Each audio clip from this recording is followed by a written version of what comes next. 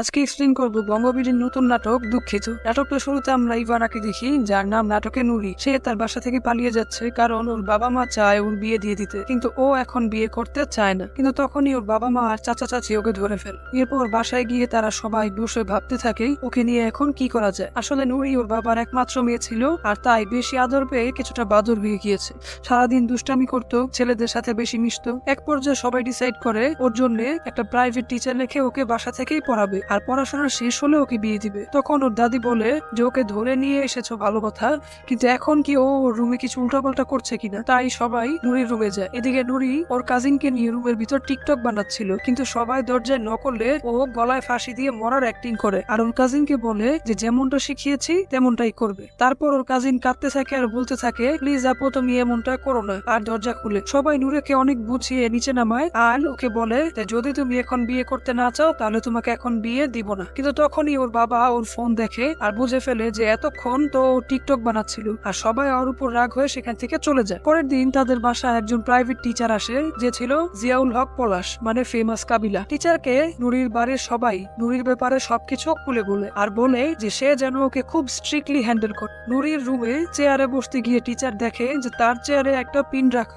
সে নুরির কাছে জানতে চায় এটা কোথা থেকে এলো, আর নুরি বলে যে হয়তো বাচ্চারা ভুলে এটা এখানে রেখে গিয়েছে। এরপর টিচার ওকে গণিত পড়াতে চায়, কিন্তু নুরি বলে প্রথম দিন তো পরিচয় হতে হয়, আর টিচার ওকে একটা চিঠি দেয় আর বলে এটাতে তার ব্যাপারে সব আছে, পড়ার পর ও যেন এটা একটু দেখেন। তারপর নুরি বলে যে সে তাহলে নিজের ব্যাপারে তাকে জানাতে চায়, আর টিচার বলে যে বাসার সবাই ওর পুরো পরিচয় তাকে দিয়ে দিয়েছে, তাই আর কিছু বলতে হবে না। এরপর টিচার হায়ার ম্যাথ পড়াতে চায়, কিন্তু নুরি ওর ফোন দেখতে থাকে। তাই টিচার নুরির মাকে ডেকে ওর ফোনটা দিয়ে দেয় আর বলে একবারে পরীক্ষার পর ওকে এটা দিতে। এই কথায় নুরি অনেক রেগে যায়, কিন্তু টিচার ওর কোনো কথাই শুনে না আর পড়াতে শুরু করে। পরের দিন টিচার পড়াতে আসলে নুরি ওর কাজিনকে নিয়ে ছাদ থেকে টিচারের উপর পানি ঢেলে দেয়, আর টিচার পুরো ভিজে যায়। নুরি ভাবে হয়তো টিচার এই কারণে বাসায় চলে যাবে, কিন্তু সে তবুও ওকে পড়াতে যায়। নুরি টিচারকে দেখে এমন একটা ভাব ধরে যে সে কিছু জানেই না, আর জিজ্ঞেস করে যে সে কিভাবে ভিজলো। টিচার বলে ওদের ছাদ থেকে কেউ পানি ঢেলেছে, আর নুরি বলে যে ছাদ ধোয়া হচ্ছে তো তাই হয়তো তার উপর পানি পড়ে গিয়েছে। এরপর নুরি টিচারকে চলে যেতে বলে, কারণ ভিজা অবস্থায় থাকলে তার শরীর খারাপ হয়ে যেতে পারে। কিন্তু টিচার টিস্যু দিয়ে মাথা মুছে ওকে পড়াতে বসে। তাই নুরি বলে যে সে এখন টিচারের জন্য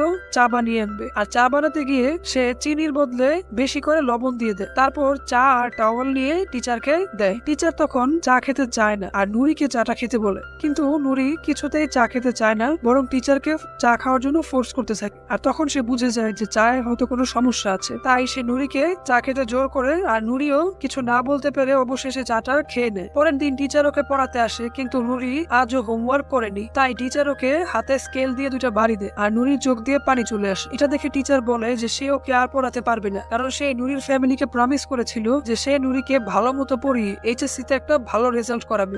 কিন্তু নুরি তো পড়ালেখায় একদমই কোনো মনোযোগ দেয় না, আর সে নুরিকে এটাও বোঝায় যে ভালো রেজাল্ট করলে ওইটা নুরির নিজেরই ভালো হবে আর নিজের জন্যই থাকবে, এইটা ওর টিচার বা ওর পরিবারের কেউই এটা উপভোগ করতে পারবে। এই বলে সে যেতে নেয়, আর নুরি বলে যে সে তো একদিনও ওকে এগুলো ভালো মতো বুঝিয়ে বলেন। আর তখন টিচার বলে যে সে কিভাবে ওকে বুঝিয়ে বলবে, ওর ফ্যামিলি তো তাকে বুঝিয়েছে যে নুরি সবসময় দুষ্টামি করে, তাই ওর সাথে যেন রাগ হয়ে থাকে। তখন নুরি বলে ও কি করবে, ওকে যেই ছেলেই দেখে সেই ছেলে ওকে প্রপোজ করে, তাহলে ও কয়বার কয়জনকে রিজেক্ট করবে। তখন টিচার বলে যে যদি তোমাকে এরপর কেউ প্রপোজ করে তাহলে তুমি তাকে বলবে দুঃখিত, আমি আপনার সাথে রিলেশন করতে পারবো না। এরপর টিচার নুরিকে আবারও পড়াতে থাকে, আর এইবার নুরি অনেক মনোযোগ দিয়ে পড়ে, তাই টিচার আর ওর সাথে রেগে কথা বলে না। এরপর নুরির এইচএসসি এক্সাম শেষ হয়ে যায়, আর অনেকদিন নুরিকে না দেখতে পেরে টিচার নুরিকে অনেক মিস করতে থাকে, আর তার কাছে নুরির নাম্বারও ছিল, তাই সে ওকে কলও করতে পারে। এরপর নুরি রেজাল্ট দেয়, আর ও অনেক ভালো রেজাল্ট, আর ওর পরিবার অনেক খুশি হয়। তাই নুরির বাবা টিচারকে কল করে আর নুরির রেজাল্টের কথা জান। টিচার অনেক খুশি হয় আর তাকে শুভকামনা জান, কিন্তু যখনই সে নুরির নাম্বারটা জিজ্ঞেস করতে নিবে তখনই ওর বাবা কল কেটে দেয়। এরপর টিচার নুরিকে আরো মিস করতে থাকে। রাতে যখন টিচার পড়াশোনা করছিল তখন হঠাৎ নুরি কল করে, আর টিচারের মনটা খুব ভালো হয়েছে। তারা অনেকক্ষণ কথা বলে, আর টিচার নুরিকে বলে যে সে তাকে এক্সামে ভালো করার জন্য ট্রিট দিতে চায়। আর নুরি পরের দিন ওর ক্যাম্পাসে চলে আসে, সেখানে ওরা অনেক সুন্দর সময় কাটায়। আর দিন শেষে টিচার নুরিকে বলে যে সে একজন নিম্ন মধ্যবিত্ত পরিবারের ছেলে, ক্লাস 8 থেকেই সে টিউশন পড়িয়ে তার পড়াশোনার খরচ চালায়। সে জানে তার এগুলো বলা ঠিক হচ্ছে না, কিন্তু তবুও সে বলতে চায় যে সে নুরির জন্য যেমনটা ফিল করে কখনো অন্য কারোর জন্য সে এমনটা ফিল করেনি। টিচার নুরিকে বলে তুমি কি আমায় তোমাকে সারা জীবন পড়াতে দিবে? আর নুরি বলে দুঃখিত, আমি আপনার সাথে কোনো রিলেশন করতে পারবো না। এই কথায় টিচার চুপ হয়ে থাকে, আর নুরি বলে কেন,